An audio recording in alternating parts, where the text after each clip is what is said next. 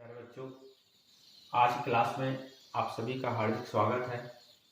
आज मैं आप लोगों को शेषफल प्रमेय पढ़ाने जा रहा हूँ। इससे पहले वाली क्लास में हमने पढ़ा था बहुपदों के भाग में भाग की पूरे प्रक्रिया करने के बाद शेषफल और भागफल प्राप्त होता है। तो शेषफल प्रमेय की सहायता से हम बिना भाग की पूरी प्रक्रिया के बिना हम इस प्रमेय की सहायता से शेषफल प्राप्त करते हैं। चलिए देख लेते हैं शेषफल क्या होता है। प्रमेय क्या कहता है, यदि किसी बहुपद f(x) को x - a से भाग दिया जाए तो शेषफल 1 से प्राप्त होता है। यहाँ पे देख लीजिए, यहाँ बहुपद f(x) को भाज्य, यहाँ पे भाज्य f(x) है और x - a से हम भाग कर रहे हैं तो भाजक x - a हो जाएगा, भाजक x - a होगा और हमको जो शेषफल प्राप्त होगा वो f होगा। तो शेषफल जो होगा वो f हो जाएगा। यहाँ पे आप देख सकते हैं x के स्थान पे ये पुट किया हुआ है, ये रखा हुआ है, तो ये कहां से लिख ले गए, ये कहां से प्राप्त होगा देख लीजिए। यहाँ देख लेते हैं, यहाँ भाजक जो x - a होगा, यहां से हमको x निकालना है तो x कैसे लिख लेगा, ये जो बहुपद है भाजक जो बहुपद होगा, मान लो इसको f(x) मान लेते हैं, ये बहुपद है, इस बहुपद का हमको शून्यक निकालना होता है। तो शून्यक क्या होता है, पिछली क्लास में आप पढ़ चुके हो, शून्यक नाम से पता चल रहा है शून्य। यहाँ पे x स्थान पे एक अन्य एग्जाम्पल लेते हैं, जैसे x इसको आप f(x) मान लेते हैं या px जो भी हो, x - 2 है। x के स्थान पे यदि हम 2 रखते हैं, 2 × 2 = 0 हो जाएगा। मतलब x के स्थान पे यदि हम 2 रख रहे हैं तो इस बहुपद का मान 0 आ रहा है। तो शून्य क्या होगा, x का वह मान जिसके लिए उस बहुपद का मान जो होगा वो 0 आएगा, वो x का वह मान जो 0 कहलाएगा। मतलब बहुपद जो है 0 होनी चाहिए, तो x का ये वैल्यू जो है वो, यही वैल्यू जो है वो 0 कहलाता है। तो 0 कैसे निकालेंगे, तो बहुत ही आसान है। x - 2 को आप 0 के इक्वल कर दीजिए, यहां से 2 को पक्षांतर कर दो, x = 2 प्राप्त होगा।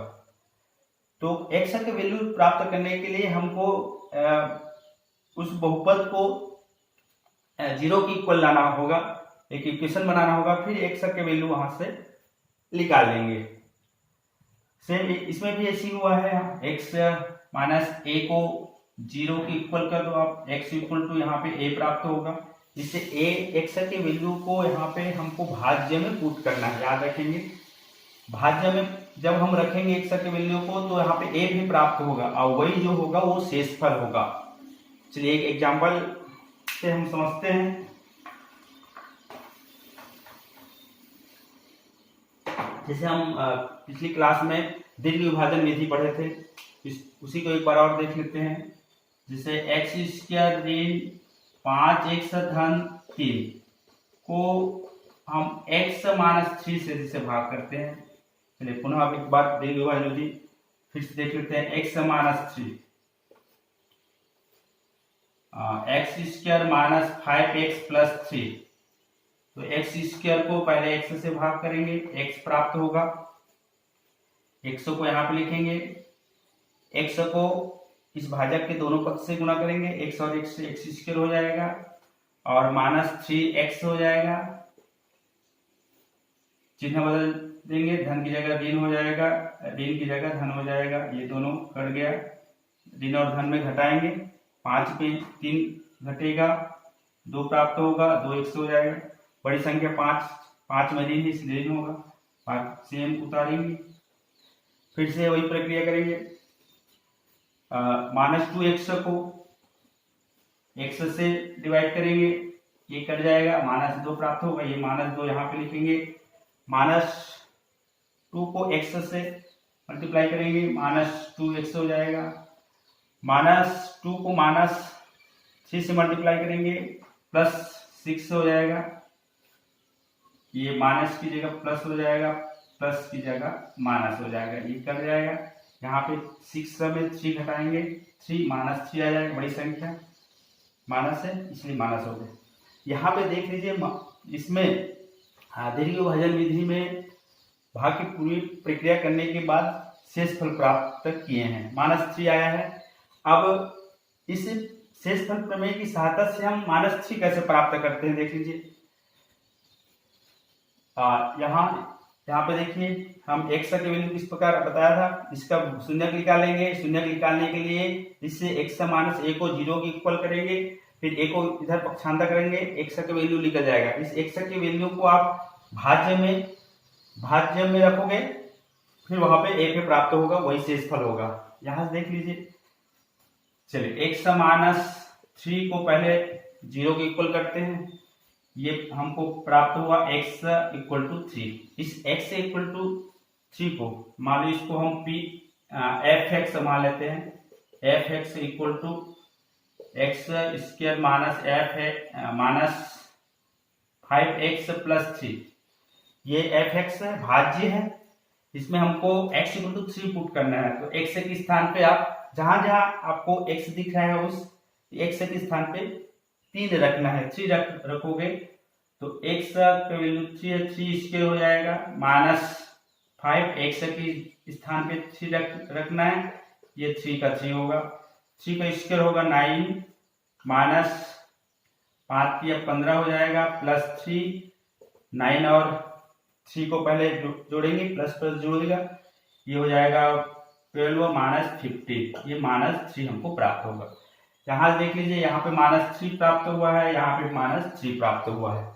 यहाँ पे चाहो तो आप f(x) के स्थान पे हम 3 पुट कर रहे हैं, इसलिए f3। यहाँ पे f3 हमको प्राप्त हुआ है, वही शेषफल होता है। इस प्रकार हम इसकी सहायता से, शेषफल प्रमेय की सहायता से, यदि भाज्य और भाजक दोनों ज्ञात हो तो हम आसानी से शेषफल निकाल सकते हैं। चलिए एक और एग्जांपल देखते हैं।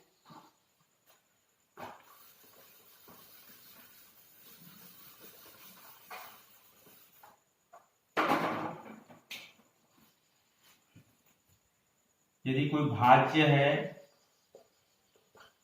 px मान लेते हैं, px = x4 -30x, इसको मान लेते हैं x³ + 30x - 1 को x + 1 से भाग देने पर शेषफल ज्ञात कीजिए। इस प्रकार प्रश्न है, शेषफल ज्ञात करेंगे। px सब ये है, तो भाज्य दिया हुआ है x का घात 4 - x³ + 30x - 1 को x + 1 से भाग करेंगे तो ये भाजक हो जाएगा, ये भाज्य है। अब अभी बताया हूं, यदि किसी बहुपद f(x) को x - a से यदि भाग करते हैं तो ये जो f है आता है, वही शेषफल होता है। तो x का वैल्यू निकाल के भाजक से हमको x का वैल्यू निकालना है, इस x की वैल्यू को आपको भाज्य में पुट करना है, फिर जो f जो प्राप्त होगा या px यहाँ पे है तो pa जो प्राप्त होगा वही शेषफल होगा। चलिए सबसे पहले x + 1 को 0 के इक्वल करते हैं, मतलब इसका हमको शून्य निकालना होता है, तो x = -1 हो जाएगा। इससे x की वैल्यू को हमको भाज्य में पुट करना है। यहाँ पे लिख सकते हो px में x = -1 रखने पर, चलिए रखते हैं यहाँ पे x के स्थान पे -1, ये p -1 जो प्राप्त होगा वही शेषफल होगा। x के स्थान पे -1 का घात 4 हो जाएगा, -x के स्थान पे -1 -1³ + 30 × -1 तो चाहे तो ब्रैकेट में आप कर सकते हो, -1 चलिए -1 का पावर 4 है तो यहाँ पे -1 को यदि 4 बार गुना करेंगे तो 1 ही प्राप्त होगा। ये सम बार गुना हो रहा है, सम बार गुना हो, -1 को यदि सम बार गुना करते हैं 2 4 6 8 10, तो यहाँ पे 1 ही प्राप्त होगा, प्लस प्राप्त होगा। माइनस का माइनस कर देते हैं। अब यहाँ पे -1 को 3 विषम बार यदि हम गुना करते हैं 1 3 5 7, तो यहाँ पे -1 ऋणात्मक संख्या प्राप्त होगा। ये 30 और 1 का मल्टीप्लाई करेंगे तो -30 प्राप्त होगा, प्लस और माइनस का गुना माइनस हो जाएगा, ये -1 तो -1। चलिए इन दोनों का यहाँ पे ब्रैकेट है, मतलब इन दोनों चिन्हों का गुना होगा, 1 माइनस माइनस प्लस हो जाएगा, -30 -1, ये 1 और 1 2 हो जाएगा, माइनस ये दोनों जुड़ जाएगा 31।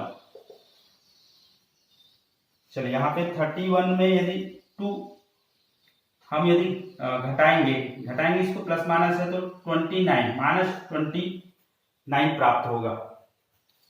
इस प्रकार हम बिना भाग की क्रिया के हम इस शेषफल प्रमेय की सहायता से आसानी से शेषफल ज्ञात कर सकते हैं।